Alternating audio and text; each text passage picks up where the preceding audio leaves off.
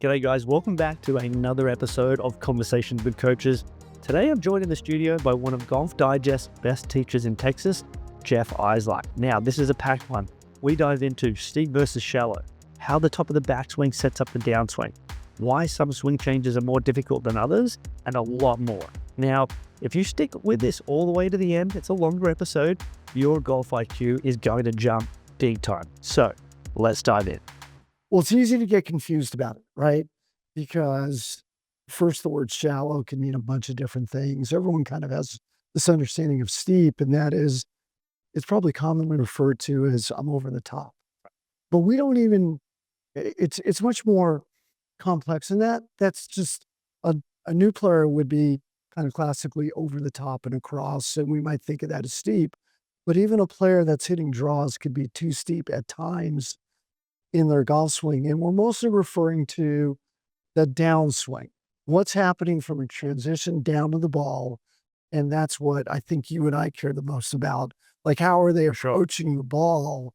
And it's, after all, as long as we put the club in a good position or a reasonable position at the top, and there's a lot of variation there, right? On tour, you can see the club everywhere. Yeah. But all those players are managing to balance out steep and shallow kind of in the right mix, right? So they get to a good impact position. And that's really what we're all after, right? I think that's like a huge, you were talking about kind of the right mix there because, it used to be in vogue like a while ago to kind of say like, swing your own swing and like the backswing doesn't matter. And, my take, and I don't want to speak for you because you're going to let us know, but I know that not all of my students look the same from like a backswing standpoint. Right. But And nor do we necessarily want them to look the same right. based upon how their bodies move, right? Exactly. But what we do know is what we do on the backswing can affect what we do on the downswing or can carry over, right? Right, sure. So, yeah, you bring up some interesting points there in terms of one, just clarifying the terms. Right, Because steep, it could mean over the top. It could also mean like attack angle, like right. downwards on the golf ball, steeply. Right? And maybe what we should start with is just some agreement about impact. And what we might think of, I don't know which coach was clever enough to think of the P positions, right? P1 through N, right? And that's P7. But like the delivery position, we're right about ready to deliver the club to the ball. Yeah. And if we have some clarity there about what good players are doing, then I think maybe we can fill in the pieces a little better about, okay, if the club's here at the top, what do we need to do? Right? And how much of a preference should we have about where the club is at the top? Yeah. And there's a lot of discussion. I'm not sure there's a right or wrong answer. I think we'd probably overlap a little bit about, or a lot about, okay, the closer we get to the ball, I think the fewer variation we'll see among good players. For sure. Right? Great. Yep. So what are you looking for at impact? Well, the most important things for me, if I'm going to talk about like kind of launch monitor numbers or TrackMan numbers, the things that the golf ball knows, which is not much, but it knows where the face is pointing when it hit it. Correct. It knows where the club is traveling, which is par. Right. So, when I'm kind of working with a player, I'm looking at, how well can they control face, path, and then the next couple of most important things for me are, low point, or you could say like attack angle, and then where it's striking on the face. Like those for me would be, if I look at a good ball striker, regardless of what some of the other parts of the swing look like, a good ball striker can control those four things. Well, that's how we hit the ball. And the only one you missed was club speed, right? For sure. How fast the club's traveling, where the face is pointed. And we're both talking about left, right, up and down orientation, right? Yeah. Is it de-lofted? Is it lofted, right? And as you said, where the strike point is, Yeah. right, and where the low point is. Right. And we view those interestingly differently. A lot of people think of low point as all of those combined, right? And so, yeah, I'm in total agreement with you. The only thing we tend to look at is on the way down, there's swing direction and swing plane. And really, Carol, those are like the inputs in a funny way. Yeah. Like, what's the club doing on the way? For sure. We hit the ball with the ones you mentioned. And on the way down, if we're controlling swing direction, the swing plane, we probably can have a functional swing. That's kind of what we're looking for.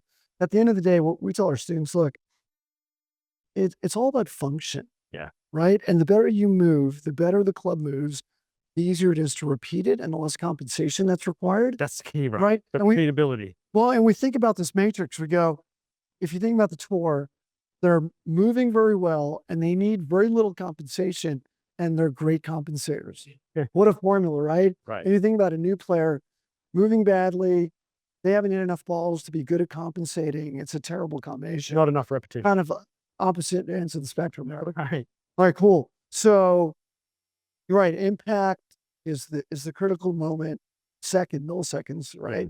And then right before impact, which if I can show everyone, Yeah, it's absolutely. kind of shaft parallel Hmm. on the downswing, right? And where's my body when the club's at shaft parallel, and where's the club? And I'd say that's one of the places I'm going to put my glove on just Please. so I can grab the club a little better. One of the places where we'll see a lot of commonalities at shaft parallel, ignoring wrist angles just for a second, on good players, we'll typically see the club head a little inside of the hand, right? When you're looking straight down the line. Yeah. Guys, quick 10-second interruption. If you're interested in having your swing analyzed live on Friday Fix, then check out the details down below this video.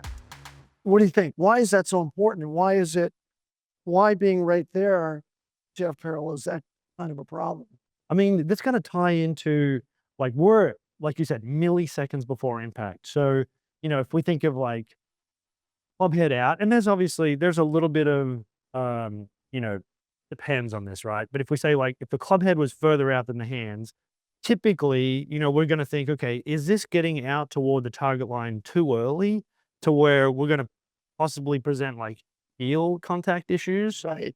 And if that is the case, then what compensations are we making in the blink of an eye to not puzzle it, shank it, whatever? And if we think of, we see draw players, fade players, everything in between. I'm curious to, Yeah, so let's stay on this hot. Do you have an alignment stick? Yeah, that we can absolutely. grab? You need one? Yeah, just one. Yep. So here's a thought. If we think about golf as a rotational sport, it's got similarities with like all other rotational sports: tennis, soccer, kicking a field goal, throwing a football. And one of the things I think that's true of all of them is whatever the instrument is, your foot, the club, your hand for, a quarterback, Yep. it never gets outside the target line at any point, right? Rotation is done inside the target line, right? So the club works up and in, down and out, but it really, unless we're trying to hit a different kind of shot out of the ordinary, a club that gets outside the target line is a problem for us, right? Yeah. Well, it's not rotation anymore. Yeah. Right. Then we have to stall out and figure out a different way to go hit the ball rather than just kind of rotating through because it's rotational. Right. So I think that's the problem. And that's why this position is so important. It's one of the places besides impact we see a ton of commonality, regardless of where the swing is at the top. Yeah. Right. And so maybe that sets up kind of our steep and shallow. If we have some agreement that we're trying to get here, and I'd say, the hips are open to the ball, right? Open to the target, Right. Pass the ball. I'm ready to deliver the club, kind of with a descending low, right? A lot of speed. The shaft left will be leaning forward. We're all set up. So now we're in agreement there. The question is, what's happening from the backswing to there? Right. That's the critical piece. What are you thinking? Well, so if we just clarify terms a little more, when we talk about kind of steep versus shallow, or at least maybe the way that, it's a golfer at home is kind of thinking about it based on some of the things I've seen on social media, quite often there's like a confusion between like shallowing the club. We kind of think of like, we've seen demonstrations of this type of movement, right? Like, and obviously if we just said this angle, can I borrow your club for a sec? Thanks, mate. Like this angle right here, we could argue that the plane or the angle of this shaft right now is shallower than this angle here, right? And so lower, flatter, shallower. it could be flat. Exactly. There's like a lot of different terms we use in golf, and we use all of them, which can be confusing, right? Where it seems like, people get caught up online is, this move here where they're doing something that is, maybe they don't need to do that, or maybe there's another way to do it. Yeah, so how about this for a second? Yeah. If we realize and think for a second, let me explain, I'm just going to get to the outside of it, that this plane that's set up, that's dictated by my posture, the club, my height, right? All of that dictates what the setup plane is. Here's the interesting thing. The ball is at the end of this plane. Right. And so it's incumbent upon us, regardless of what we do, to get the shaft back there so we can hit the ball well. Because Yeah. if the shaft arrives too vertically, right, then the face is going to be open. If it's too low, right, face is going to be closed. If I move the shaft out, I hosel it. If I move it in, I hit it off the toe. And so ultimately our goal is we got to return the shaft pretty close to where it started, Yeah. even if we have bad posture. Right. If we do that, we'll probably hit a reasonably good shot, right? So that's just one more point of clarification, which is that's really what our goal is. To get the shaft back. Some people call it, being on plane or something, right? And that's fine, right? We'd have to then define what the plane is, right? But we're really talking about the angle of the shaft instead of, because that's where the ball is, right? Okay. So if we talk about the top of the backswing just for a second, we have a bunch of different things to consider. Number one, is the shaft what you and I might think of as upright? Hmm. We're going to ignore the club face for a second, right? Is it So pretend you're holding like a baseball bat. a base Right? bat or stick without a club head, right? Kind of club, yeah. Is it what we might refer to as laid off? Yeah. Is it on plane? It kind of matches for the most part. It points to the ball, so the grip end of the club will point to the ball. We might think that is perfectly on plane, Right. right? So the question is, depending upon where the club is in space, we probably have different things to do on the downswing to get the club back to the original starting position, Right. right? What would be some of the, if we're talking just from like a downswing standpoint, what would be some of the patterns that we see that may not be ideal? Sure, may not be ideal. May not be ideal. Yeah, so the most obvious one is there's probably two that stand out. The first one's probably a little less common, but if we're laid off, Yep. so if that shaft is flatter than the original plane line, Yeah. right, and doesn't point at the ball, it's laid off. The first move that golfers typically make is to steepen the shaft. Right. And in effect, they're doing the right thing. They're getting the shaft back on the original plane line, right? The problem is the shaft is moving in the wrong direction. Yeah. And I might want to talk about the center of mass and which way it's got to move, Sure. right? But the shaft's moving in the wrong direction, and we're running out of time because we're getting closer and closer to the ball. Yeah. There's also less time left. So You that's want to talk about that center of mass? yeah, let's talk Right about now? I that. think that'd be helpful. And correct me, I'll give you the definition that I learned at a seminar many years ago that changed my life from Sasha McKenzie. Yeah. I literally was confused. He was talking about center of mass and Norman arms, and I went up to him at a conference. I said, Sasha, I have no clue, from the presentation what you meant. And he took a pen. Literally, that's what he did. He had a pen. He said, watch this, Jeff. Pen. Right. Yeah, right. That we write with. And he literally held the pen like this and dropped it. And of course, the pen turned down this way immediately. And his point was that the center of mass will line up with the force. Right. All right. That's the beginning. So the center of mass on the golf club is always by the head because the head's heavier than the grip. There's the center of mass. And the way physics works is if you can get the center of mass behind the force, the moment arm will line things up. That's the basic premise that Sasha talked about. And that's why club head speed is so high for good golfers, tour golfers, because the physics works with them, not against them. Right. So there's a general principle that's separate from like, what are we doing? Which is if we can get the center of mass behind the force, and there's only two forces, there's gravity and there's us pulling on the club head. And if I'm working to the ball, that center's falling behind. There's a lot of physics that's helping me line it up. Yeah. That's the physics part of this whole process of the downswing. Yeah. And when the club is, let's call it, if it's like off plane, so to speak, at the top of the swing, if it's either laid off or across the line, right? What we see, you and I see this all day long in lessons, is this subconscious, effort to get the club swinging back more on plane, right?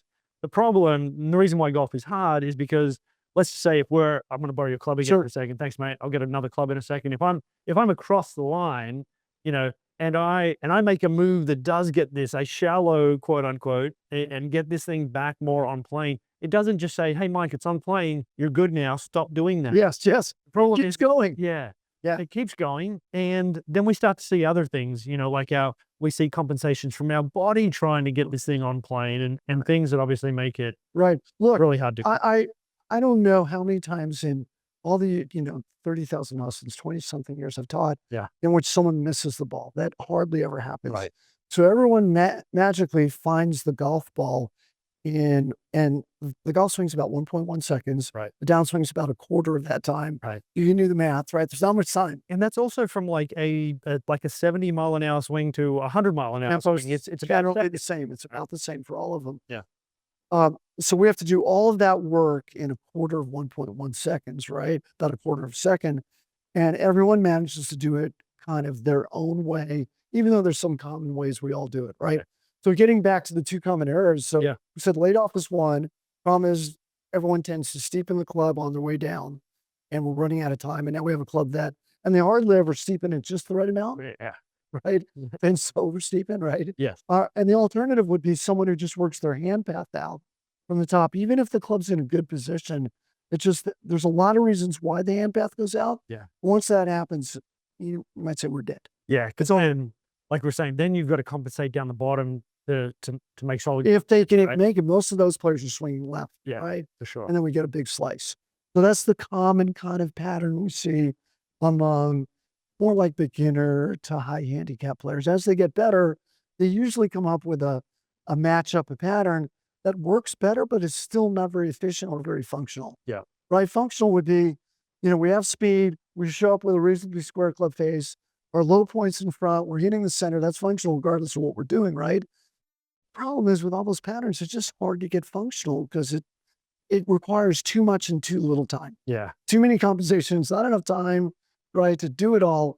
And that's why we probably have a preference. Like we prefer to see the club somewhere within this range. We could talk about that. Yeah. And then we prefer to get it. And if we try and simplify shallowing and what steep and shallow is, a shaft that is getting closer to the plane line, because I assume we're swinging on two planes. We're not Matt Future, and we're not swinging on one plane, right? There aren't very many of them. That any shaft that's moving closer to the plane line is in effect shallowing. Yeah. Right? Whether the head gets there first or they get there at the same time. Right. Right? Okay. You want to take your setup and I'll take a picture and I'll draw a plane line there so that we can see. You go ahead and take your setup and I'll take a snap. You ready? Sure. All right. So I'll pull it up here and let's go. Okay. You can relax. Good. All right. So for those that are watching here, let me just draw you just want the shaft plane line on there? Yep, please. Pick your favorite color. We'll go yellow so that you can see it there. Okay. So this is the line that you're referring to, right? Right. That's where the ball is, right? If you drew a circle at the end of that line, Yes, sir. that's where the ball is. I have to get back there. Right. Right.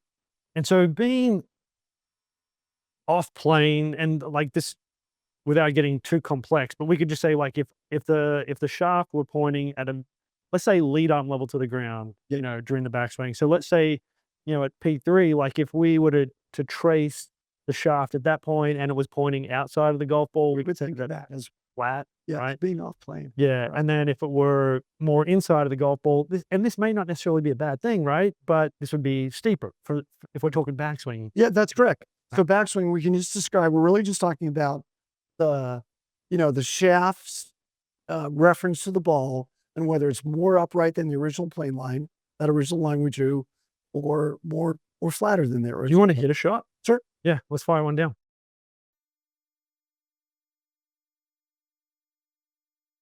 I know my swing well, and I know all the faults. There are plenty of them. I'm going to ready. Go for it. Perfect. Great. And Jeff, thanks for demonstrating for us, mate. Sure. You've also got some shoulder issues going on, so thank you for demonstrating with a bung shoulder as well, mate. I'll draw the plane line on, and I can also pull up some PJ Tour examples. But Yeah. I'm interested. I tend to be a little inside and a little upright. There's a little bit inside. Keep going. But so far, so good. I'd rather be, take it to whatever the top is, if you don't all the mind. way to the top. Yep. So right there. So can I point on the screen? Is that Absolutely. Yeah. all right? Yep. So, that's pointed upright, and that's kind of a common position among really good players. Not that I'm comparing myself to the tour. And one of the reasons is what I need to do now is I need to move it in this direction. And that's the direction I'd like to move initially, Yeah. is in effect to shallow the club, Right. right? So you're saying, like, if I were to kind of draw some lines on here, you're saying kind of this way. You're saying this way as it comes down? Exactly. Yeah. And so, and I'm kind of moving in that direction, Yeah. right? I wish I was moving a little faster in that direction, but I'm getting there. Yeah. And you would say that right now that'd be pretty darn on plane, right? Yeah, the only thing I would like to see, frankly, Yeah. is my hands just a little closer to the original plane line. I'd be done, Yeah.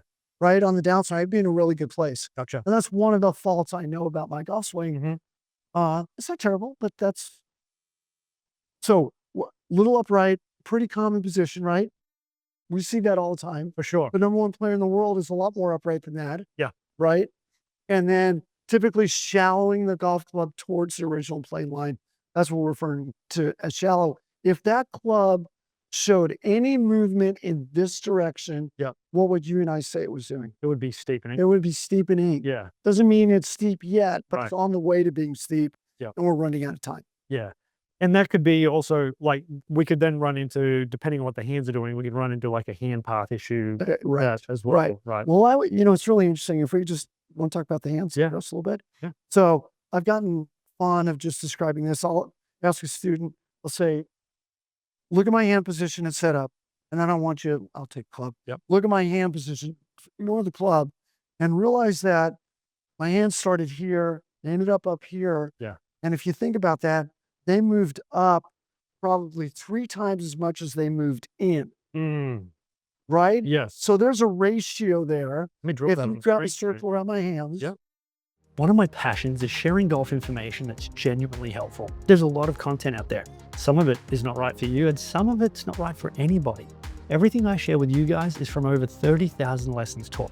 I'm out there every day working with golfers, not just posting from the sidelines.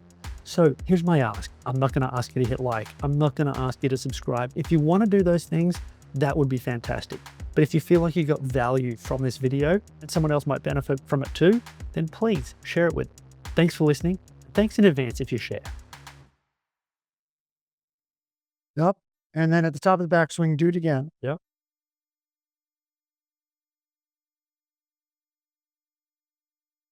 And if we just compared that ratio, we'd say, that's how much they moved in, Yeah. and that's how much they moved up. Yeah. It could be 3 to 1 or 4 to 1, right? Right. Well, here's the interesting thing about that. Why that resonates or rings true with some student, I'll say, look, you have to go reverse that. That means they have to move down 3 or 4 times as much as they move out. Right. And the question in the golf swing is very symmetrical, is if I move in first and up second, I have to reverse that and move down first and out second. Yep.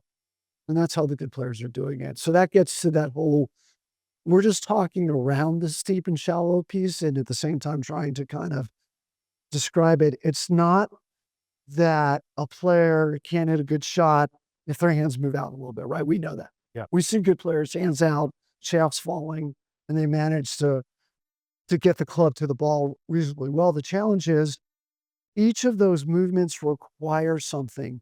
There's a lot of movements that require a fast speed of rotation. Right. And then there are players that walk in the door that aren't capable of rotating that fast enough. Yeah. Right. So we think about, if we can mention some tour names, Victor Hovland and Dustin Johnson and Brooks, and those guys have swings that, right, with a lot of low in the lead wrist and a lot of rotation. Right. And they're fast enough to do it. Morikawa. Yeah. Right. And so the problem is if we try and teach that to a player that can't rotate fast enough, it just doesn't work. Yeah. Right. Yeah. So we have all of those kinds of issues. What can the body do, right, physically? Because we work against that, right? We're really in trouble. 2, do we have to change where the club is at the top because it's making it difficult for a player to get it on its way in the right direction? Yeah. And if it's okay at the top, what do we have to do? And that's really the ultimate question. Yes. Yeah. Spot on. From this, one of the things that we're talking about here is like the shaft can be steep, it can be on plane, it can be shallow. And just because it starts as one doesn't mean it arrives at the same one, right? Right. Like we can be across the line, we can come down steep and we can get stuck in from the inside. That's right. Or vice versa. We could, this is maybe a little bit less common, but you could get steep and then people find a way to try and fix it no matter what. Yeah. So you think about Ray Floyd at the club in what we might argue is kind of a funny position, just a phenomenally, gifted player. Yeah. Ricky's spent his whole life kind of playing from laid off to trying to be less laid off, but he's obviously had great success doing it. Yeah. A little bit of those guys are outliers we might think of, and there's some standard patterns, but I think most of the world would play better golf with just being closer to being on plane, so there's less work to do. Yeah. Right, getting the shaft to avoid moving that way early in the downswing. So that's kind of 1 and 2. How close can we get to the plane at the top? Get the shaft to, in some ways, just drop the handle and the shaft, or just the shaft early so that we can rotate late. One story that's really funny that changed my coaching. I was at coach camp, if you remember that. Yeah. And you know who ran all those coach camps, sure. right? Yeah. Yeah. Andrew Rice. Yeah. Andrew Rice, good friend of ours. And I was at one, and it was with Sean Foley. Yeah. And 30 of us went out to dinner, and Foley skipped dinner, sat at the bar, interestingly, and was telling stories. Yeah. Right? It was great. And somewhere after dinner, we all kind of gathered around him, and he never said anything that was confidential. It was very professional. Yeah. They were just telling stories, and everyone was listening. And at that time, he had just finished with Tiger, and he had a great list of players, right? Nice. Justin Rose and others. And right in the middle of it all, he just said, it's this simple. Great players, shallow early, rotate late. Shallow early, rotate late. That was it. And that was probably 7, 8, 9 years ago when all this stuff started, right? Everyone started talking about, shallowing the club. Literally changed my coaching. And that's as simple as it gets. If shallow early in the transition so that you can rotate through the ball. Yeah. That's what our goal is. We could roll for days on this. We literally could, because there's so many different things to unpack. So if we're backing up for a second, would you say that, like, if a player is, and actually before I even say that, I think that you and I are in agreement that there's lots of different ways of saying that's the same thing. Correct. My one thing is, like, with some of the stuff, the hard thing with online stuff is it just may not be relevant for you. You may not need to do that. It doesn't mean it's good, bad, or indifferent, right? There are things that if you watch me with one student versus another, what I say to one student may be the opposite of what I say to another, just in terms of the way that they needed to hear it. We might refer to that as the stuff online can be typically out of context. For sure. Right? For sure. It doesn't mean the information's wrong. It just means it's not for me. Yeah. One reason or another. Yeah. If I was sitting and watching, TV and I saw like 10 different like infomercials on different like medical products, and I'm like, that sounds, I'm going to start taking that. Yeah. I may not need to take that. Yeah, right. Probably don't. Probably Right. shouldn't take someone else's prescription. Exactly. Yeah. Yeah. So now with that said, at the top, if you get a player that is, more, I mean, I guess you've got kind of like two players. One, let's say you've got an elite player, right? And they're not on plane at the top. They've probably figured, like, through time and reps and whatever else, one, maybe it matches up with some other things that they do. Right. And two, they've got a lot of repetition under their belt to where they've figured some things out, right? So it could be on the table to change it, or it may not be. Right. But if you're, let's say, like mid-handicap player, recreational golfer, and you have the option of being either on plane at the top, more on plane, or less on plane, I think you and I are signing up for more on plane. Yeah. Yeah. I don't think there's any question. And the only reason, as you said, we might not like move the top is if it feels like too much work. Yeah. For whatever reason, maybe we have some physical restrictions again. Yeah. Maybe a player has trouble, rotating and staying in posture, right? And so it's a flat shoulder turn and they are where they are, right?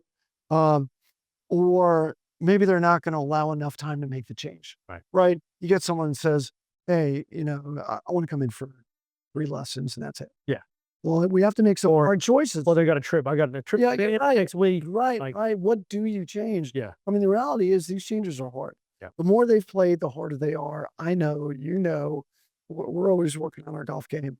Um, and so all of those issues, I think, are factors in deciding what do I change. And there are times in a golf lesson where you'll be halfway down a path and abandon it and just go, Not you ready. might not say it out loud, but Yeah. I go, that's a bad idea. This is not working. This is getting worse.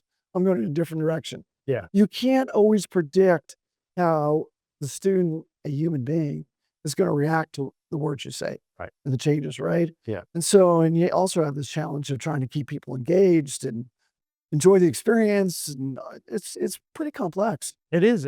For sure it is. And like you said, I mean, you might go down a road and you may discover that maybe that's not the road to go down, or they're just not ready yet. They haven't got the other pieces yet. And you're like, okay, now that I've seen that, maybe that's still on the table, but it's just not for now. Well, what do you think about,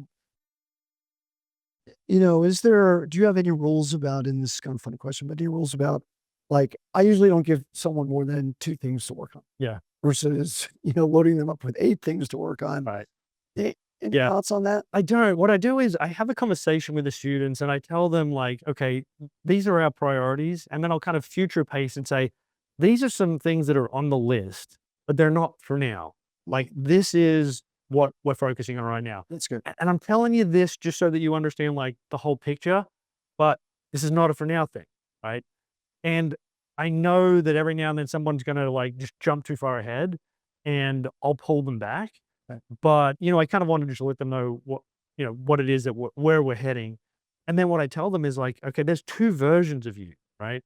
Now I've given you multiple things to work on. And during a practice session, carve your practice up into buckets. So like the first two things kind of go together. So work on that, in the first, let's say 15 minutes. And then the next 15 minutes, kind of put that to the side and let's work on, these other points here. Yeah. And then I tell them like that, okay, that's the improvement version of you. There's also the playing on the golf course and wants to have fun version. Right. And these two golfers can't look the same. If the improvement version took the whole laundry list to the golf course, we know it's not going to be a good time for them, right? Right. And so I tell them like, look, if there's a few things that you're working on and you're hitting the ball all over the place in practice, who cares, right?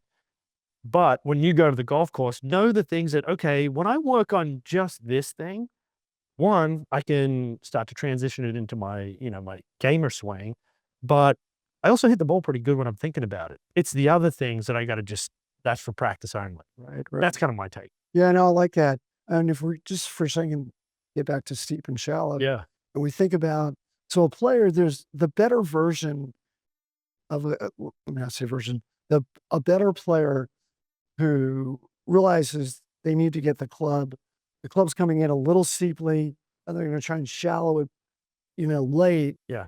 They're typically going to get up. Sure. The reason I brought that up is they've matched 2 things together. I'm slightly steep coming down early, Yeah. and a late shallow by getting up. Mm-hmm. It kind of works. Sometimes they'll stall out and slide. Right. The face typically ends up open, right? But that's a separate issue. The problem we face is, and this is really important, is if you fix the first one, Mm-hmm. if I get more shallow and then I add to it that I'm still getting up, Yeah. you might be hitting balls to right field because you have Yeah. 2 shallows working together kind of in effect, right? So the challenge is there's usually a complement to the change. And in reality, you have to get them both done. Otherwise, things could be worse, right? For sure. So if we start to shallow a little earlier and we're not used to rotating, we might not hit the ball very well. We might hit it fat, might hit it thin, might move our low point back. Yeah. So it's almost like you often have, at a minimum, kind of 2. It would be unusual to say, just do one thing and you're all good. Yeah. This is an old Hank Haney thing. He used to say like, you need to kind of have like an even number of mistakes. One mistake to fix the other mistake. Right, If okay. you start to like get like an odd number, then That's really good. then there's one mistake hanging out there. Yeah. You know. And I mentioned to you offline that I've just lately been using, it's kind of a bad metaphor, but it's still kind of, the students seem to like it, which is, the truth is in every good golf swing, we're doing both. We're steepening at times and shallowing at times. Yeah. The truth is, good players shallow first and then rotation steepens the club, right? Right. We know that that's how we want it to work. And so we have one other problem, which is if we shallow it early, but then we over shallow it, we might not be able to steepen it enough in time, right? Yeah. So it's kind of like too much shallow. Right. Right, it's not good. And we have the same problem, which is if we shallow it, but then over rotate, that's not very good either. Right. It's very, very difficult. And that's what great players have mastered, which is they not only have the timing, but they have like the ingredients mixed well, Yeah. right? Yeah. I mean, to your point, it's like if you were baking a cake, and I know nothing about baking a cake, but I'm sure there's an order that you put. You add the flour at a certain time, you add the water at a certain time, And you not add too the much egg. of any of the Yeah. You don't just throw everything in a bowl and just be like, okay, like you got to get the right order. right. Kind of the same with what you're talking It is. about. So do you feel like we like covered enough to kind of talk about steeping shallows or anything else that we should talk about? I think that, so I think we have now like a pretty good understanding of like where we're at the top is going to affect what happens on And the what way. we have to do on the way down here Right, if for we sure. ball well, right? I think something that's really important for those at home is that, well, now what we do to get to the top also influences one, what happens at the top and what we do on the way down. Next, right? Right? So, right, the obvious one is if I take the club inside Yeah. and then get it lifted, I have this momentum that's already been created to kind of swing the golf club in a loop and to Yeah. get over and out, Yep. right? Which is kind of the classic over the top swing. So we typically don't want players getting the club too far inside too quickly because it kind of leads in general to that over the top move. Yeah. Do you want to do like an example So of like a yeah, yeah. kind of like a flat, You want, flat backswing? I'll record it. You don't have to hit. It's up to you. I'll record the go ahead. track. I'll try and hit kind of a little cut at Okay. the top. Sure. See if I can do it. It's not my normal swing, but Yeah. we'll see. I mean, ready? Go from it. All right. So I'm going to get inside and over, and let's see what my club path was. I tried to get really inside Yeah. and over. The path was negative 1.4. So for those watching at home, that was a fade path of 1.4 degrees. If I put the Here's line, yeah, here- go ahead, man. The swing direction's -4, so that's definitely left, Yeah. Yeah. right? Swing direction. Jeff, do you want to explain that for a second? Yeah, that's the arc that's formed by the shaft on it, the approach to the ball. So you can think about kind of, loosely saying we swing on a circle, the bottom quarter of the circle on the approach to the ball is where is that arc pointed? Is it pointed at the target? Is it pointed right of the target? Or is it left of the target? So kind of like the bottom section of like a hula hoop, right? Correct. And whether, like a neutral would be at the target, a negative Would be able to have hoop would be that way. for right-hander. That's Exactly. right. And positive hula hoop. That's right. So I did swing left there. Now I'm a draw player. So I'm not going to swing naturally as left as Right. some. So I'll pop the plane line on again for us, mate.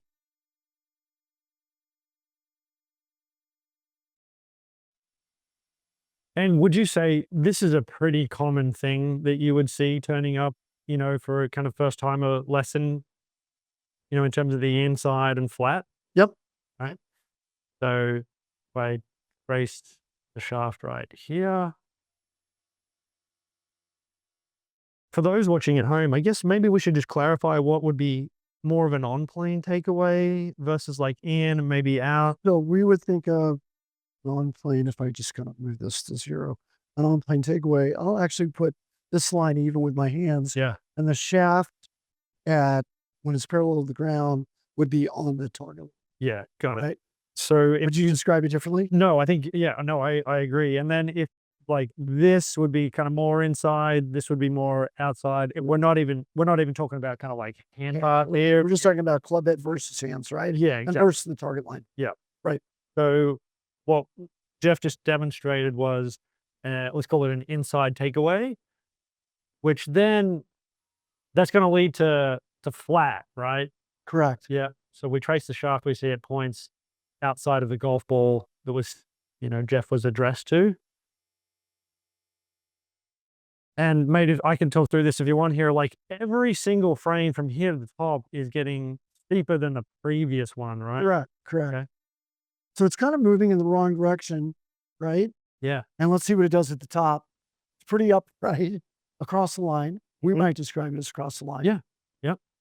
So the backswing here, like I said, it was kind of in vogue for a little while to say like the backswing doesn't matter.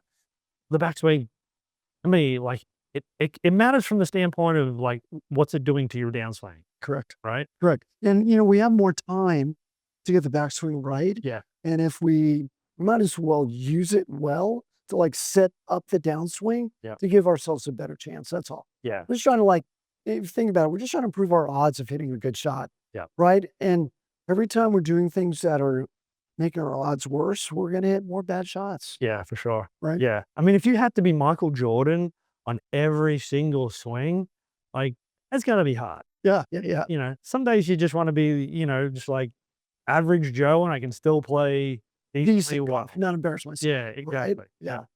So, like, this would be a kind of a common thing of in, flat, and then even in and tell me if you see this as well, right? I've actually mistakenly done this in my own game, right? Where I'm like, okay, I want to get shallower on the way down. And my brain, I guess, like subconsciously makes a shortcut. And it's like, all right, you want to get shallower on the way down? I'm just going to whip it over in here. Yeah. Right. Exactly. And then it's like, oh, hang on, now I'm in trouble. And then you got I to, got to get it back. yeah, Right. Back yep, to the original plane line. So I have to steepen it. Yep.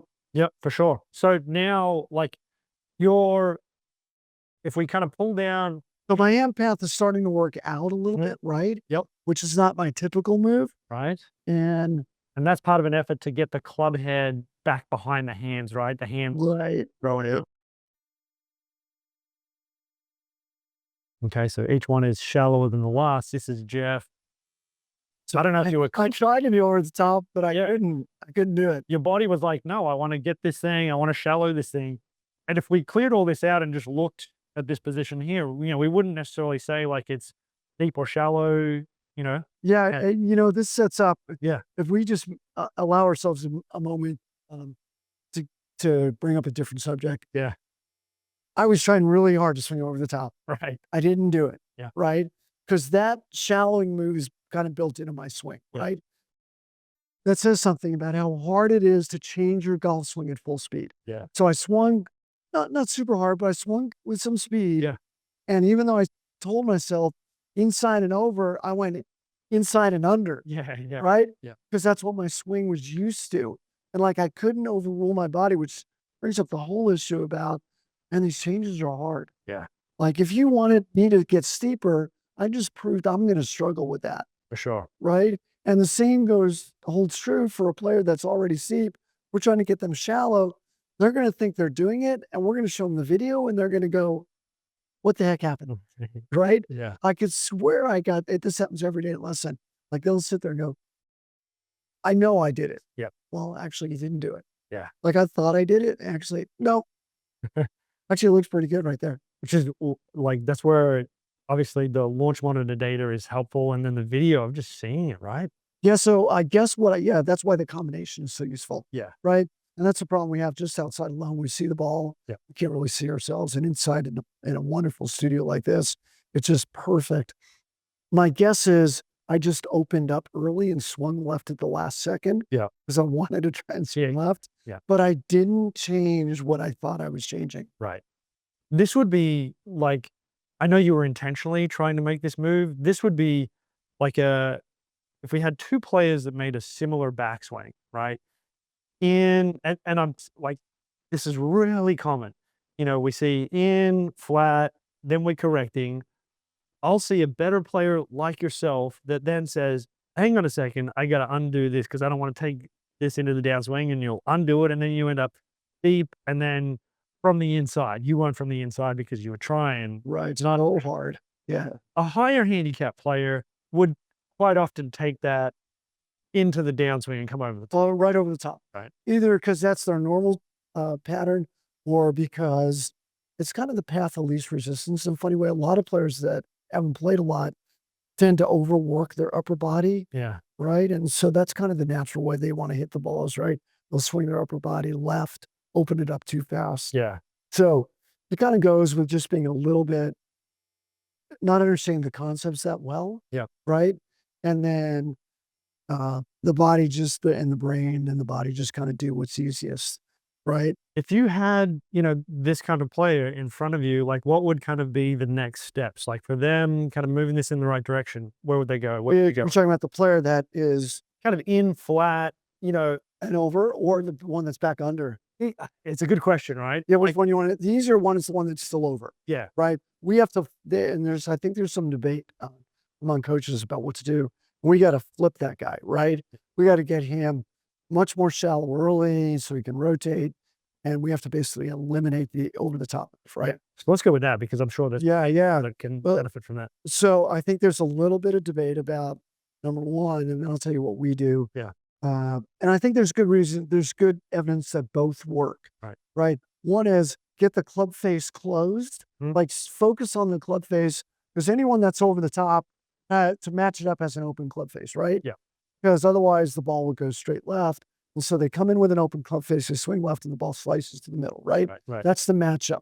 So if I close the club face by whatever mechanism remains, Yeah. I'll encourage this player to start to swing more right because the closed club face will hit the lip pull hooks. Yeah. And they'll just naturally start to move. Right. Right. That's one argument, right? Yeah. Yeah. And you would say that part of that is because, as regardless of how athletic we may consider ourselves, ultimately we know that the job is get the ball from A to B. And when it doesn't go to B, when it goes to like C or D, Right. we start to make these subconscious moves to try and get it to the target, right? Yeah. Well, it's all happening so quickly. So your brain is so quick, right? It's the thing that's the quickest. How do I do this, right? Right. It'll overrule the body. And then I think the other alternative is you switch swing direction path, right, to the right, like flip it. And that's our approach typically more often, which is we don't move players from left to less left to the middle. Right. We flip them to the other side Sure. and then bring them back. Because if we can get them successfully swinging right, no matter how far right it is, Yeah. they naturally move left anyway. Absolutely. Right. That's our approach. Not saying it's, you go either one. Sometimes we're doing both at the same time. Yeah. Throw them right, close the club face, get something functional out, right? Hopefully a draw that looks a little better. And the advantage of a draw is just that their club face will be more delofted, so the ball goes farther, right? Yeah. And that's a huge advantage for most players. Yeah. And working away from a player's miss, is where they end up at the end of a lesson may not be where they leave it. They may leave some of that goodness, and not take all of it with them, right? Right. The old pattern's going to show back up. So, Right. moving them in the opposite direction. And if it waters down a little bit, they're probably still like in a much better direction than they were. Great point. We'll see players that will walk in the door. Let's just use an exaggerated number. There'll be 12 left. Yeah. Right. Some really big degree. So like a path of 12 degrees cutting across. That's right. Right. They're hitting pulls and pull cuts and poor contact, toe, often off the toe, right? Sometimes way down, sometimes not. They can be off the heel if the club's outside enough, right? Yeah. They have trouble finding the center, right? In a lesson, we'll get them, we'll cut it in half, get them to -6, feel like we made a lot of progress. They'll come back a week later, Right. and now they're back to -11.5, maybe not all the way to 12. Yeah. And there's this constant like tug of war going on, old swing, new swing. Yep. And you're hoping that you win that battle over time. Yeah. Yeah. I heard this example from, I think it was from Troy Basham. He was talking about, it may have not have been Troy, but I'm just going to say it was. He does a lot of like mental system work for those watching at home. And so the example given was like, if you went to like the school of walking backwards, right? And you went to this school like for an entire week and you had the best coach, you're the best coach in the world teaching me how to walk backwards. And I learned how to walk backwards and I walk out into the parking lot and someone's like, hey, stick them up. Like, I'm not running this way. I want to turn the way that I've done it like a million times over. No, that's so true. That's actually good job, Troy. Right? Yeah. Yeah. That's So, very well said. full credit to Troy, even if it wasn't Troy. Yeah, But we'll give him credit anyway. it's a good one, right? From the Yeah, no, standpoint it's of- a really good one. Well, it's the same. Like I tell them, look, we're creatures of habit, right? We know that that's the way we're made. And the brain doesn't like change. And therefore, it wants to return back to the old pattern, the one it knows at full speed. In fact, maybe the only one it knows at full speed, right? Certainly doesn't know the new pattern at full speed. It probably knows that one at slow speeds, right?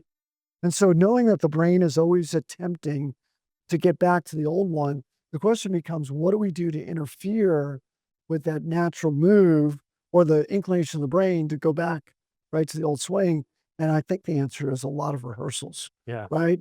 So something's got to interrupt that pattern, the old one that's not functional, and it's rehearsals. And the problem is our players want to hit golf balls. They don't really want to do all the hard work. Yeah. And what's really interesting is the best swing usually is the best new swing is the one after we've done a lot of work. They'll walk over, all the work is fresh. They make one swing. Yeah. It's usually like the best one because with each successive swing, we'll see them slowly return back. Yeah. So, and morph back into the old swing. Yep. And then you show them, and this is a typical pattern. You walk in with this swing. If you ignore the really good one we talked about after all the work, and you show them the last swing, you go, wow, they don't look very much different, right? Right. Can be discouraging. Yeah. I mean, I think let's kind of keep drilling down on why making swing changes, can be Yeah. difficult because I'm sure that there are people at home that are like, well, I'm trying to make these changes, but they're just not that easy. And part of the reason they're not that easy, as you kind of alluded to, was that, we're built as humans to establish these patterns that make our life easier, just our general existence, right? If every single thing was a conscious thing, like if you had to think about even just walking right now, but even flicking on a light switch, like if you had to figure it out every single time, No, it's a great point. or every single time you came to a door and you're like, well, what do I do on this one? Because the other one was like that. And like, what am I doing? So we build these habits to make our life easy. Well, it's because the brain can't handle all of having to think through everything we do. Right. So it wants to throw as much as it can into that subconscious part that's done automatically, right? Yeah. And unfortunately, the golf swing ends up in that bucket. Yeah, exactly. And golf is not like the Matrix where you can just download a chip and we're all built with this perfect swing. I mean, generally, I think maybe an overstatement is that, like all kids naturally have like the perfect looking swing. Maybe they look pretty good, but they're not like, it's not every single kid, looks like a Tiger Woods looking swing. Like some people have tendencies. Um, so we're not like inherently built or born with this like perfectly on plane swing. And then we mess it up somehow. Like generally speaking, like we have to build this golf swing. Yeah, the only thing I'd say to that point, it's a really good one, is the more sports a kid plays growing up, the more likely he is to be what we might describe as athletic. Yeah, And so we mean coordinated, number one, but number two, we mean they've learned how to sequence rotational for activities, sure. right? Baseball, tennis, so we talked about throwing a football, shooting basketball. And if they know that, they're way ahead of someone that hasn't had that background, right? Yeah. So the players that you and I have to teach that have never played any sport growing up, that's difficult because you're kind of teaching them how to be an athlete Yeah. while you're teaching them how to swing a golf Right. club, right? The others that have played sports, especially rotational sports, at least understand how to create bat speed or racket speed or foot speed or something, right? Yeah, And so they do have an advantage. I would not ignore that. for sure. And a lot of that is just going to show up like at some point they may accelerate quicker than others. At some point, like there's where like the hard work, the smart work and all of that is Right. what it's gonna take to get the rest of the way. Yeah. So if you think about it, we have to have good concepts. So we get good athletes that get in trouble because they had bad concepts, right? Well, I didn't understand that's how the good players do it, right? Yeah. And we gotta have a rule at our facility. If a tour player does it, you're welcome to try it and see if it works for you. Yeah. If there's no one on tour doing it, you can't do it. No, you're not going to invent something that they've spent their whole lives figuring out doesn't work. We're not going to go there. So we begin with that, but good concepts. Number one, good fundamentals, right? So we're talking about how to build a golf swing, right? We might think of the setup being the geometry of the golf swing at the start, right? Yeah. So we care about the setup, good motion, right? And we kind of have to figure out how to control the club, even if the body's moving well, right? So it's pretty complex. There's a lot going on. And for the players that have played a lot, it's really hard to make those changes because they have this pattern they've tied together, Yeah. functional or not. So, What do you see with players that, are really having a tough time? I mean, this could open up a can of worms and go in like multiple different directions, but, is it that golfers get too caught up in ball flight when they're making swing changes and maybe not as much of the change? Or obviously some changes are just like, the old move is really sticky. It's hard to unstick it. But what do you kind of see? yes, that's really good. I heard Mike Bender say this, and he's a great coach, so you and I both know. Yeah. And he gave a player, wasn't a tour player, obviously, he gave a player the choice. He said, if you judge your swing based upon how it feels, what the ball does, or how it looks, he literally asked the player, which one should you care about? And the answer, surprisingly, was how it looks, Interesting. right? Because we can get a good ball out of a bad swing. We know that, right? And forget how it feels, right? Sometimes the best swings feel badly, Right. right? At first, certainly. And so his whole point was, if we don't get the swing to look better, which really meant to work better, Yeah. we're not making progress. So like more on plane or whatever Like other the word. things we were already, what- for what- example, already talking about, right? Yeah. So if I produce a good ball, but it looks like I'm way back, I don't care if I happen to manage to keep because usually I'll pull that ball. I kept the face open, hit it okay, somehow magically hit a good ball. Yeah. I don't want to be back. Right. And so the only way to tell that is not how it felt, but how it looks. And most players are judging feel anyway, just almost entirely dependent upon whether they hit the center of the club face. For sure. Regardless of where the ball goes, if they hit the center, they're going, oh man, that felt great.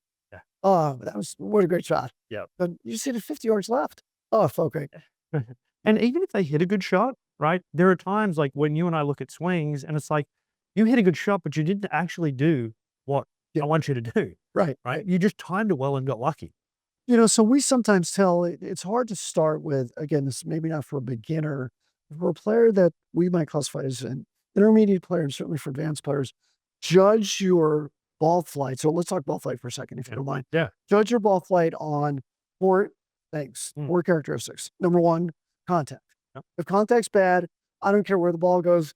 You have to fix contact first. That means ball first, center contact with an iron. Got it. Not talking about driver, right? So 2 types of contact. You're talking about bump the ground with an iron and where on the club face it's That's struck. correct. Yeah. So again, bad contact, forget where the ball goes. Your issue is contact, right? Good contact, look at the start line. That's all you have to look at. Yeah. That's we might think of the first 20 to 40 yards, right? Okay. And the question is, if I'm trying to hit a straight ball, I want the ball starting at the target. If I'm hitting a draw, I want the ball starting to the right of the target. Right. And if I'm hitting a cut, right, or fade, Yeah. I want the ball starting left. If that isn't right, forget everything else. Yeah. So we got contact 1, start line 2. Yep. Then we look at curve 3. Right. So I started the ball right. I'm a draw player. Did it curve right to left? Okay. Yeah. Good. That's too little. Like at that point, you're not We're worried not about so that. worried Yeah. too much. Like, Well, right. curving the right If way. it goes straight, that's not a good shot. And if it curves the opposite direction, it's a terrible shot, right? And then finally, we'll judge the finish, right? So we kind of go through it. The truth is, for almost everyone you and I teach, they almost never get to step 4, which is where's the finish? Because they're failing in effect, right? At contact, at start line, at curve, somewhere in those 3. Right. And the truth is, how much better, so I didn't know that, there's contact, right? Yeah. I'll pull. Yeah. Well, you can keep talking. I'll pull that up for. Yeah, so that was the swing I made where I tried to go Yeah. left, but I didn't successfully go left. Right. Right, I had a dead smack in the center of the club. Yep. So, if that happens, okay, what's step 2, right? Yeah. But what percentage of players do you think fail step 1? Uh, Majority of the time, right? Not once. Yeah. It's a huge It's huge. percentage. Yeah. So that's really where all our work is. Can we get the swing working in such a way that we're starting to get closer to the center? It doesn't have to be right in the center. It just has to, we got to get rid of the heel, got to get rid of the toe, Yeah. got to get rid of the fat shots and the thin shots. Can you get closer to the center? Get rid of the crazies. Right. Right, because that runs up our score. Yeah. Takes all the fun out of playing, right? Sure. Okay, so we got the 4 ways we judge, the flight of the I ball. like that a lot. Yeah. Yeah. Yeah. For sure. Would you also say that part of it is, I mean, there's obviously like, let's call them easy swing changes and harder swing changes. That's good. That's right. good. Yeah. And like I'm going to use the term, I think that one feel like that doesn't feel good or that's uncomfortable or whatever. Those are words that I don't even like, right? If something feels uncomfortable, it doesn't matter that it's uncomfortable. It's just different to what you're used to doing. Correct. But some changes are like, okay, well, that was easy. Maybe I got to rep it more to feel comfortable or to be consistent with it, but it's doable, like right now. And then other changes that are like, man, I understand it, but this is tough. Yeah, so I think what pops in my head immediately. I was going to say first that every change seems hard, even changing a grip, as you know. Like, I just did a kid's yesterday. I Yeah. looked at it and said, it's driving me crazy. We have to fix it. And it probably took us 30 minutes, Yeah. before he could get his hands right. And we left them alone, right? Didn't move him back. Yeah. Um, but I think later in the swing is harder, Yeah. right? And earlier in the swing is easier. Yeah. So like what you were saying there, later in the swing, there's more force, there's more at play, there's more factors, right? And so we're running out of time. It's moving faster. Everything's moving fast, right? So we might argue that setup is the easiest, right? Maybe. Well, it's certainly if you're going like to explore or make a change, if you could make it like if let's say ball position was out of whack and you fix ball position and that solves a whole bunch of other issues, Yeah. then that's a nice place to start. Yeah, great point. Right. We sometimes talk about setup. Well, it's interesting to note how often a player is biased in the direction they swing. Yeah. So we'll see players, and I'll just face Yeah. that camera. Yeah. Come on in a little bit. Yeah, sure. And we'll see players who are swinging to left, Yeah. this direction. And if you look at their setup, we know they're going to swing left. And that is typically the center of their chest, their sternum Mhm. will be in front of the center of Right. their hips, right? Shoulders might be open, right? Yep. Hands might be back, ball might be forward, all of those, right? And so even though you want a player to swing less left, it's like built in before they ever swing. Yeah. And so an easier place to start, speaking of easy, Yeah. is to get the bias more right. They'll feel super uncomfortable, but at least we have almost as much time as we need before we swing, Yeah. Yeah. right? Absolutely. I was working with a student. This was it was either yesterday or the day before, and I think that I wish that I'd maybe heard this earlier as a player myself, but hopefully this will be helpful for those watching. But this guy that came in, I've been working with him for a little bit, and good player. We have like 3 things that we're working on, and they're really sticky. And I said, okay, look, if we could go one of You two mean ways. difficult to change? Yeah, yeah, Yeah. really difficult to change. And the old pattern, his old or current pattern is like very, very pronounced, right? And I said, okay, if I give you 2 options, option 1 is there's 97 things on the list, right? And they're moderately easier, and we're like, okay, 1, 2, 3, 4, 5, we're working our way down the list and it's like 37, 38, 39, and we're rolling down this list of 97 things, or it's like you've got 3 things, right? So there's no confusion over like what you have. You don't have 97 things, you got 3 things. It just so happens that those three things are really hard. And I can tell you right now that we get another, this guy's a scratch golf, we get another scratch golfer in. That scratch golfer has 1, 2, or 3 things that might be different to your 1, 2, or 3 things. Likely different, Yeah. right? Likely different for sure, Right. but they're just as hard Yes. potentially for that person. The things that you work on in your swing Oh my gosh. are probably the same things you worked on for a long time. Yeah, in fact, as a coach, I think some of my best coaching is when I stay very committed to those 3 things. Yeah. Like, I'm human just like everyone else, and it's not that I get bored. I worry the student might get bored or they want to hear something different. And the answer is, are we really going to work on the same thing Right. for 6 months? And the answer is, if it's really important, you need to change it. Yes, if I'm a good coach. And Davis Love tells a really interesting story. He's taught, I think, most of his life by Todd Anderson. It's down by Sea Island. Yes, they are. Yeah. Right. And he said, every lesson, walks in the door, and Todd Anderson says, Davis, turn your left foot out. 25 years, Right. A Hall of Famer has the same issue over and over again. Yeah. And the truth is, we need to hear that, right? Yeah, for sure. And so, yeah, I think we have to stay very, very committed. And that's some of the problems that, players run into when they're self-coaching. Mm. It's hard to stay that committed if no one's saying, no, we're not doing anything else. Yeah. Right? And when you're paying for your lesson and you're sitting there, most players listen to their coach, right? And when we're coaching ourselves, I don't have to listen to me, right? And you can flip and flop and try this. Right, I try something else. I'm bored. I don't want to keep doing that. And so that's one of the advantages of finding a good coach, staying with them. Mm. The players that I think are um, changing coaches are generally, if they have a good coach, not doing themselves any favors. Sometimes it's good to hear a different voice. Yeah. Occasionally that could be helpful, right?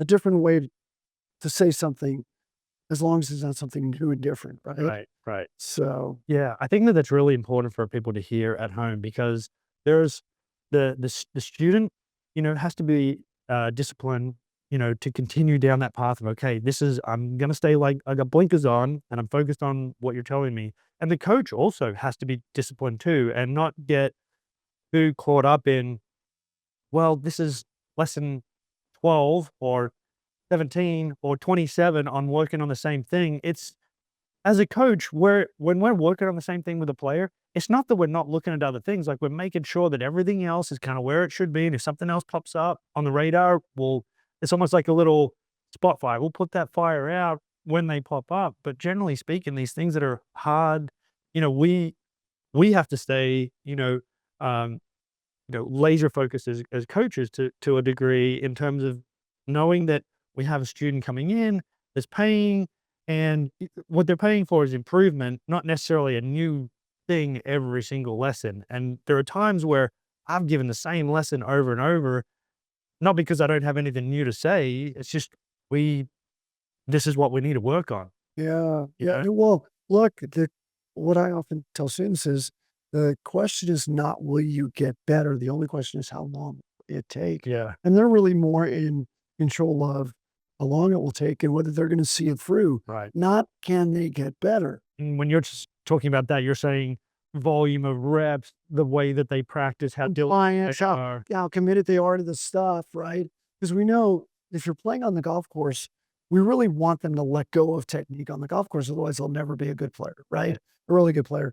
So if our typical volume is play 18 holes on the weekend, come for a lesson, and practice for an hour, we're probably going to lose that battle over time, right? Because if 5 hours for 18 holes is the old swing, and all we're getting is a good hour from the lesson and maybe a good 30 minutes out of the hour they practice, the math's probably not working out very well there. Yeah, yeah, and that may even be, like, optimistic on them getting 30 good minutes out of an hour of practice, Right. depending on the student, right? Yeah, I think we've learned some of the research that applies across all disciplines, not just golf, is that the way the brain works best is to teach it something and forget it and reteach it and forget it, Yeah, reteach it and forget it. So you think about school, if we cram for a test, we would do okay, but all that material is gone, right? As soon as the test is over. And so we typically recommend, practice in small chunks multiple times a week and even multiple times a day. yeah, 5 swings in a mirror, 5 balls.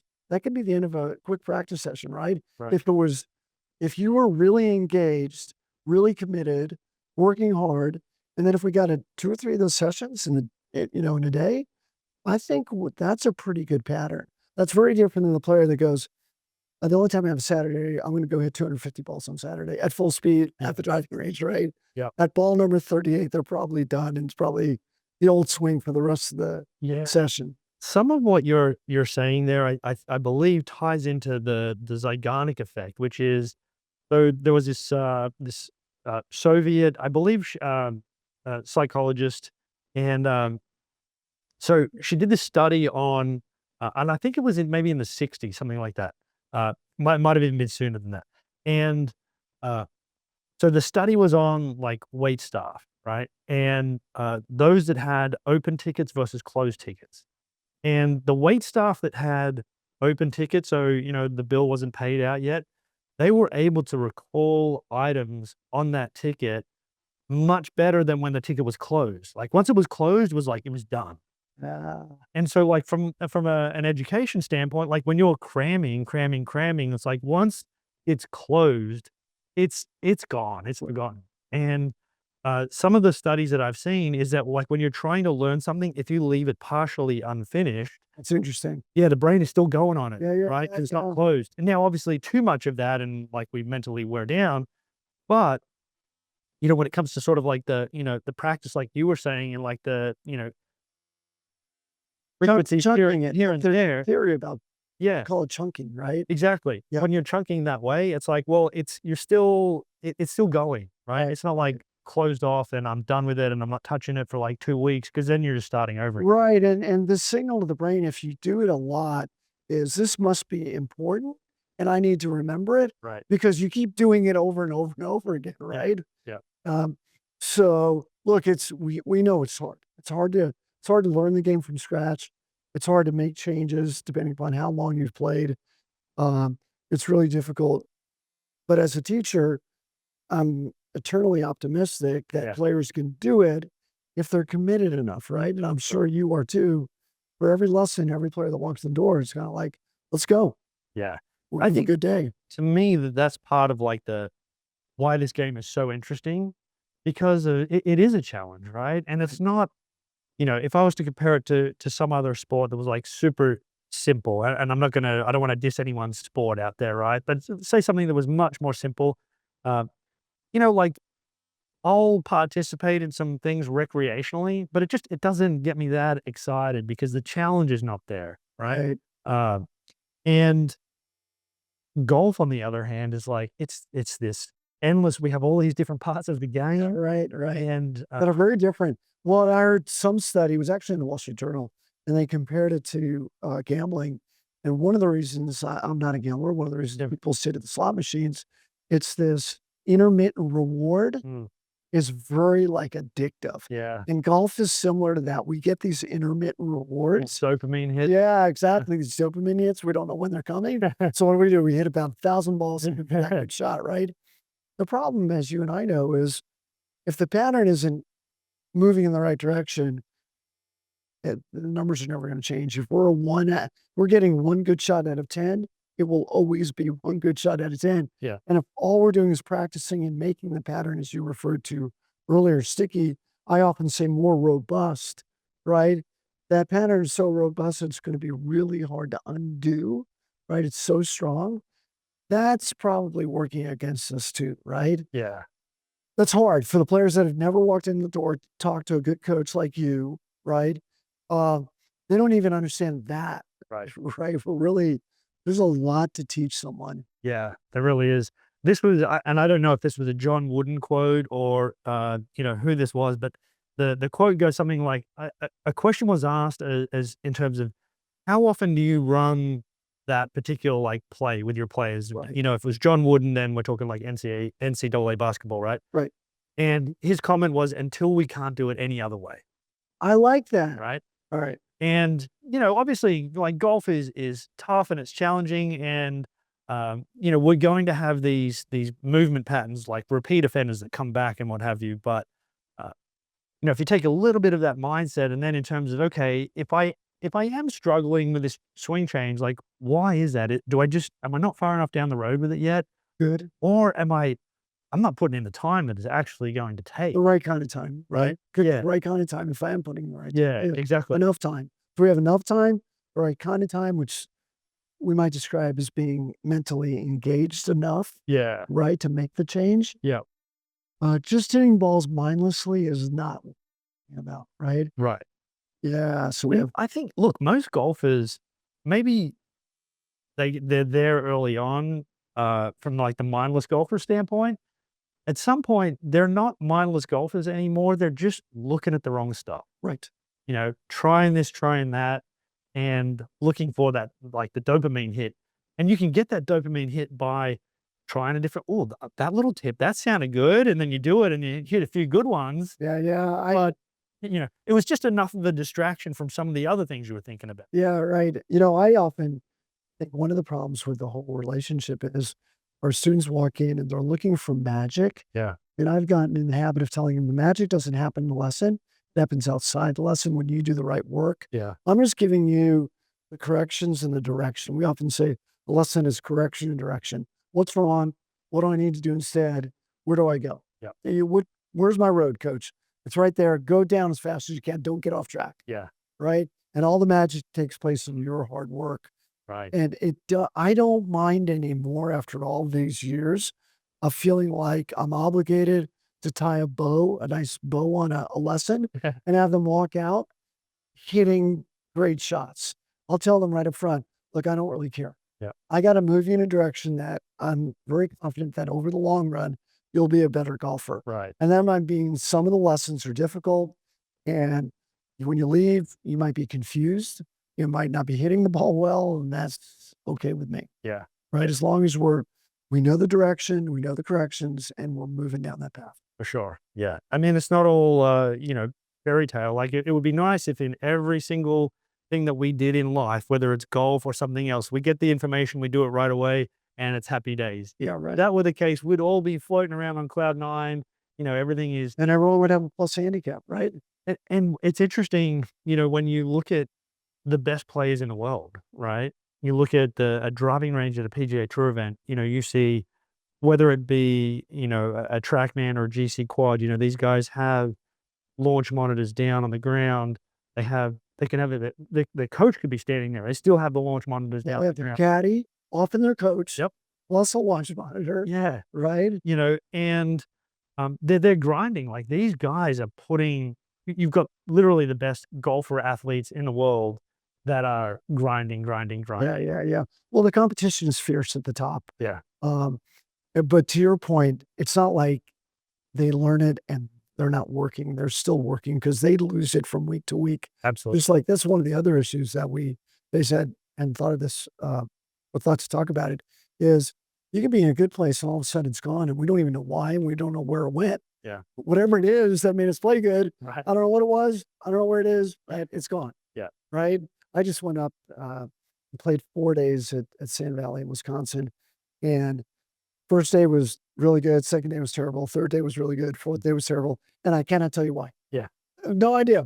Yeah. It's just golf. Yeah. It's just what it is, It right? is what it is. And that's what we see on tour. There's a 14-stroke spread from a player's scoring average, 7 below and 7 above. It's kind of a normal distribution, bell-shaped curve on tour. Right. And if they're doing that and they have a 14-stroke spread, why would an amateur golfer not think they deserve a 14-stroke spread, right? For sure. Yeah. So that's like a mid, let's say an 80s golfer could shoot anywhere from like high 70s to even at times on a blowout round, low 90s. That's right. That's right. And we would think of it within their distribution curve, normal.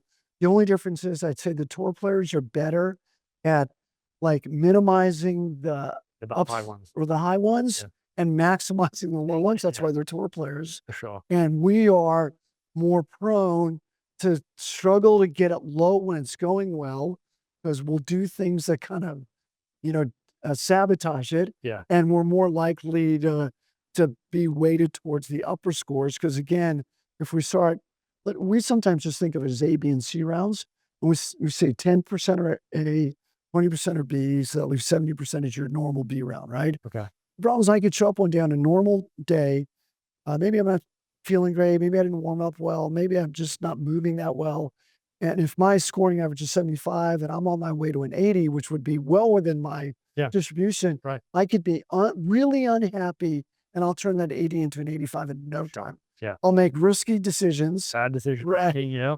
I'll get upset. I'll let an error cost me multiple strokes instead of one stroke. Yeah. And that's kind of what we all do. So there's this whole kind of mental game / decision-making part of the game that you have to learn, right? As well as learning good technique. Yeah. Did you hear the Victor Hovland interview that just popped yesterday? No, I didn't. I mean, he's like one of the best, interviewees, out there. And the guy said, hey, is it more mental or technical? He goes, I don't know. He goes, when I'm hitting the ball great, it's mostly a mental challenge. When I'm hitting the ball badly, it's probably a technical issue. Right.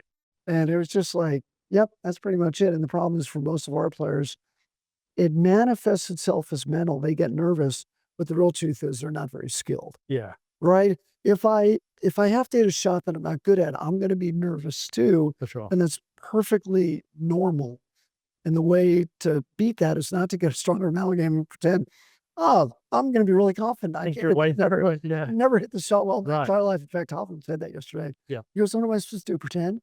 I can't control the golf ball. What do you want me to do? Right. Yeah. No, it's to get more skilled. Right. Right. Yeah, that's a great takeaway for like technical issues and create mental issues. That's right. Like perfect example is if you're like 30 yards, kind of like high soft short game, let's call it like a finesse wedge, Right. is not great and you haven't put the time in and you have one of those and you happen to not execute it because technically, you don't have all the pieces you need, then that 2 holes later when you have the same shot, you just remember the shot that you hit, and now not only do you not have the technical skill necessarily to hit the shot, but now you've got the baggage from the one that you just messed up as well, right? Well, it's one of the reasons why just, again, a funny little tangent, Yeah. why short game is so difficult. The thing about full swing is we're basically hitting the same shot with just multiple clubs. Right. We're setting up kind of the same, right? The club might moves back, stand us up a little bit, but we're basically making the same swing on every club. So there's really no variation unless we're trying to vary something, right? I want to hit this low and, move it left to right, whatever. Short game, like every shot is so complex, right? I have to deal with the lies. I have to deal with the green shape. I have to deal with how far I want to carry it. How high do I want to hit it? How much spin should it have? How far is it going to roll? And so the level of complexity to short game, I think, is beyond what most people understand. And it's one of the reasons people struggle a lot with short game and why they're apt to feel uncomfortable with short game even more so than full swing. Yeah.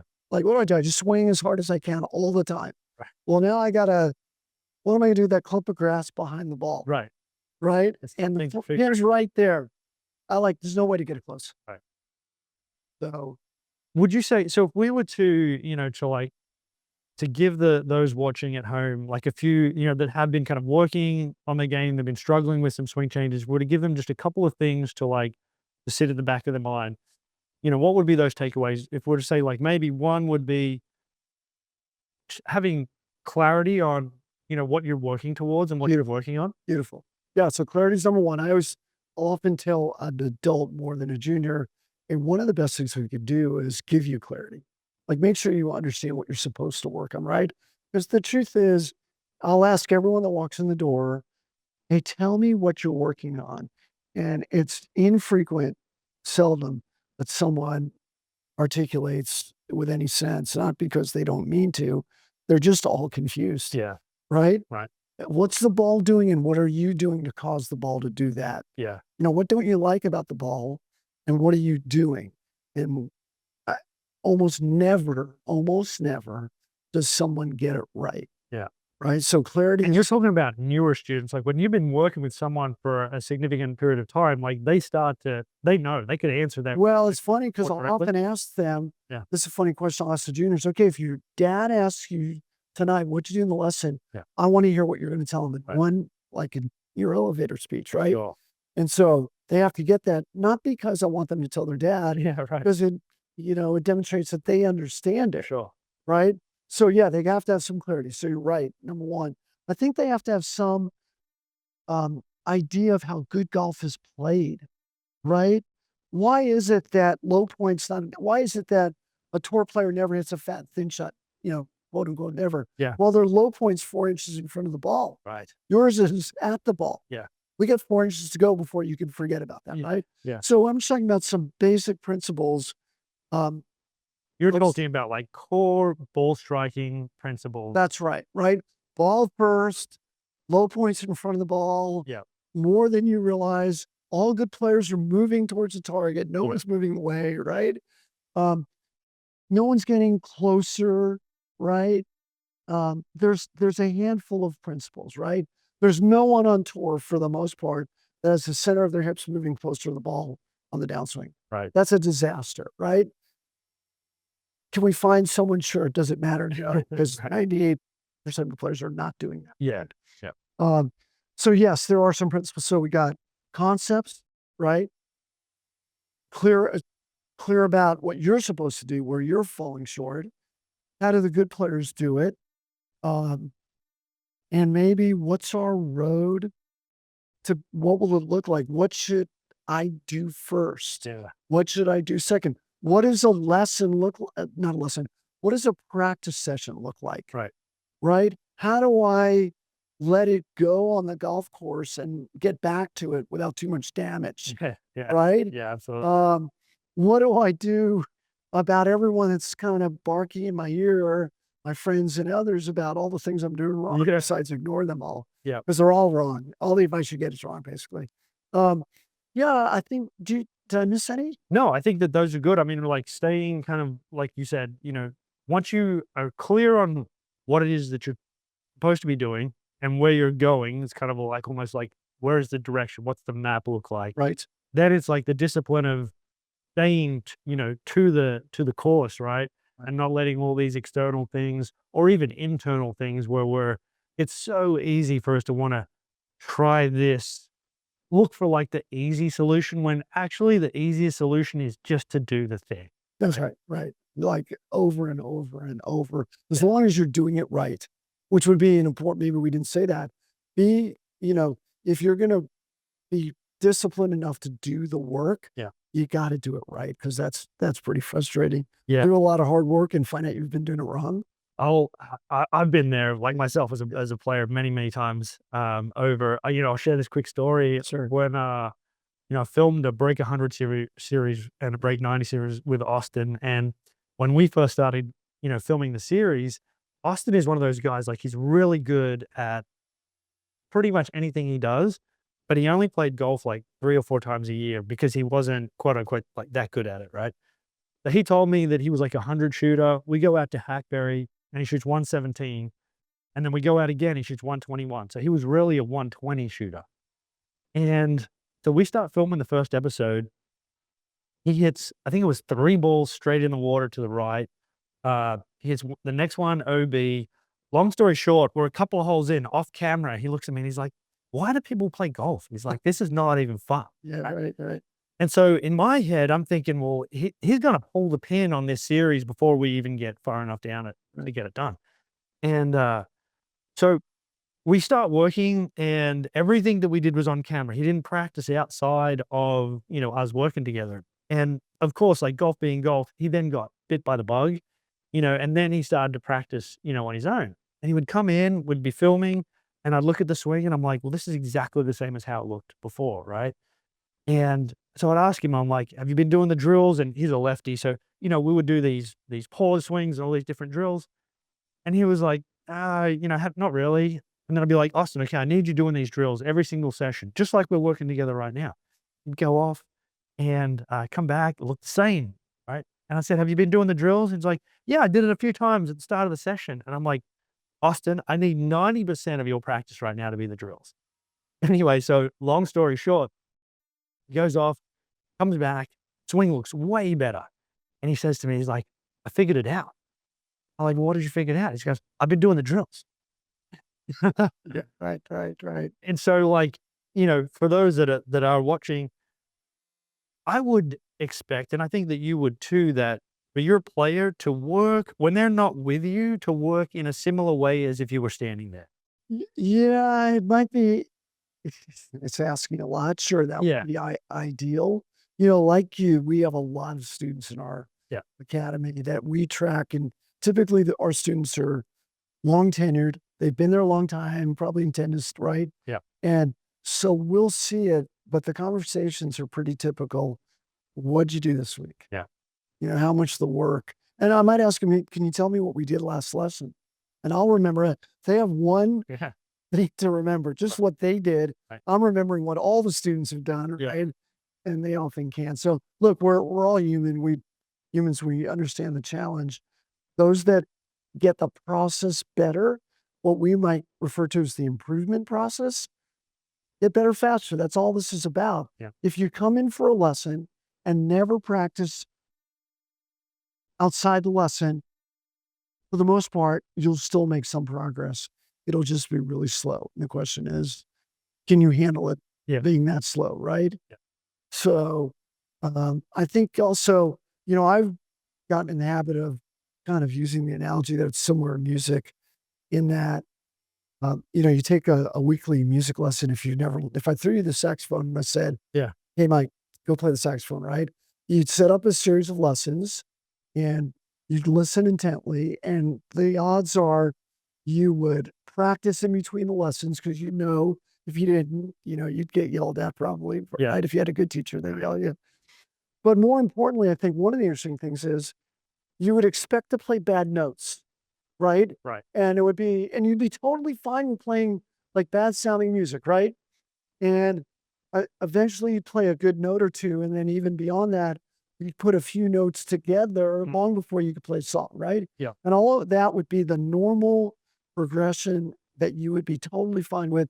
And you would never know how long it would take. You probably wouldn't ask. Right. You just go, all right, I'm on this journey. I'm just going through the motions. I'm going to play a lot of bad sounding music and I'll start to play something better in time, over time, right? Totally cool. It's all fine. Is that what golfers do? No.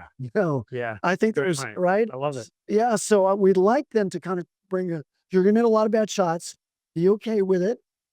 Later, if it's one good shot out of 25, it'll grow to 2, and you might have occasionally get 2 in a row, right? Mhm. 2 notes in a row, and I think the one challenge is there's a level of embarrassment associated with golf because we do it outside in front of people that we don't have in music, Right. and I think that's the big difference that we don't like being embarrassed for the most part, Yeah. and, if we could always play by ourselves, we'd probably play better. It'd be less fun, but Mhm.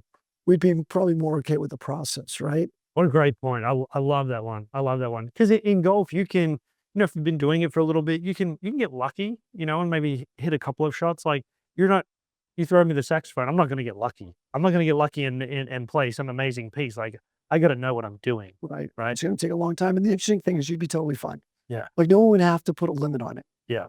right? And say, "When? When will I get to play that piece?" Because teacher, I have no idea. Right. Not right? Same, "When are you gonna break 80?" "I don't know." I love it. Interesting. That's a great one. Good. That's a great one.